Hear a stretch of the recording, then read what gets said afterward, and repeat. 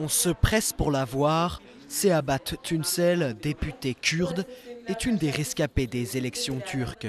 Comme une douzaine d'autres candidats kurdes, elle s'était vue nier son droit à se présenter. Une décision qui a provoqué des manifestations et ramené la question kurde au devant de la scène.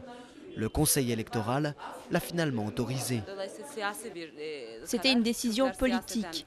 Les Kurdes l'ont vu, ils y ont réagi et l'État a dû faire marche arrière. C'est surtout dans les rues de Diyarbakir, la plus grande ville du sud-est anatolien, où les Kurdes sont majoritaires, que des manifestations ont éclaté. Quand ils ont fait ça, ils ont provoqué le peuple de Diyarbakir. C'était pour donner une mauvaise image de nous, à mon avis. Quand ils nous enlèvent nos droits démocratiques, ils nous poussent vers la violence. J'espère que le peuple kurde ne s'y laissera pas entraîner. Les Kurdes représentent presque 20% de la population turque. Les relations ont toujours été difficiles, notamment en raison du PKK, une organisation considérée comme terroriste par Ankara et ses alliés européens.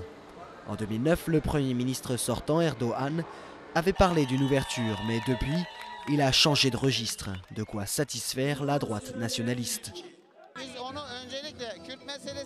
Pour nous, il n'y a pas de question kurde. Par contre, il y a un problème dans la région. Il n'y a pas assez de services publics, pas assez d'éducation. C'est le résultat du manque d'implication de l'État qui a gangrené la région. Les candidats kurdes, eux, demandent surtout une autonomie régionale et l'enseignement du kurde à l'école. Selon les sondages, il devrait faire une percée aux élections. Malgré 3 attaques contre son bureau, Seabat Tuncel est déterminé à aller jusqu'au bout.